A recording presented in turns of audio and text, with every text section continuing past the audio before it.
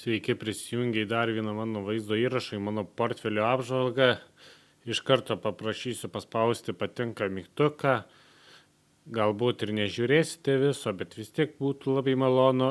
Arba ir kartu pasiektumėte mano kanalą. Galbūt ateityje irgi nežiūrėtumėte, bet bent jau man kažkiek prisidės prie mano visų tikslų. O kaip man sekasi su savo portfeliu, iš karto mes pereisim.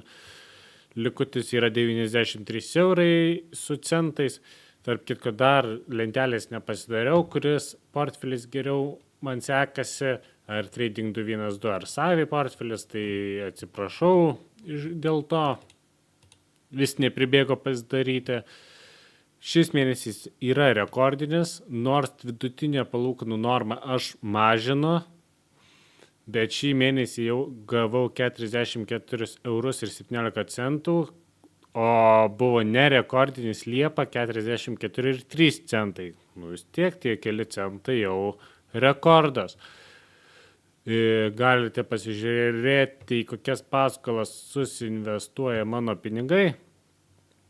Tai kur 20 eurų yra autoinvestavimas, o po 10 eurų jau aš automatiškai ieškau paskolų ir pats investuoju.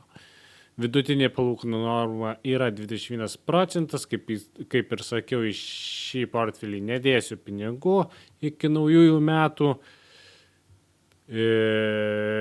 Dabar taip, man atrodo, aš viską pasakiau, parduodamos vėluojančių paskolų 14 eurų.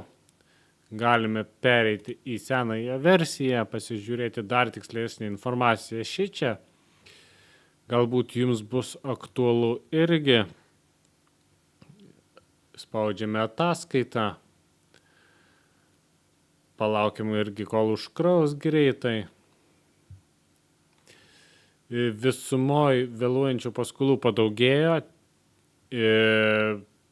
Galite pasižiūrėti. Man svarbu, kad iki teisminio išieškojimo nedaitų, kai dais iki teisminio išieškojimo jau tada bus galima sakyti nurašymas ir viskas. Nors jau perduota 3 paskolos į išieškojimą, bet dar teisminio nėra.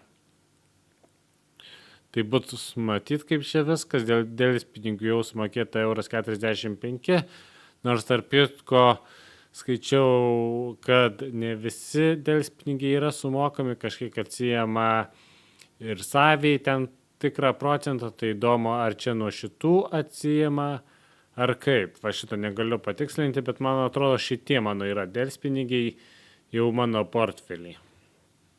Tikriausiai. Toliau einam. Jau šį mėnesį liko mokėti 51 euras ir 48 centai. Tai labai džiugu, po truputėlį. Visumoje tokia statistika, jeigu kam kas kur kaip aktualu, galite susistabdyti ir pasižiūrėti. Su tokia mano dabar rizika, aš ją mažinu, uždirbau 40 eurų, tai sakyčiau labai esu patenkintas. Tikrai nesiplėšau dėl didesnių procentų jau dabar. Einu į mažesnės paskolas, į mažiau investuoju, į daugiau paskolų, tiksliau pasakysiu šitai. Labiau diversifikuoju. Tai tokia mano maža statistikėlė, va šitai pavadinčiau.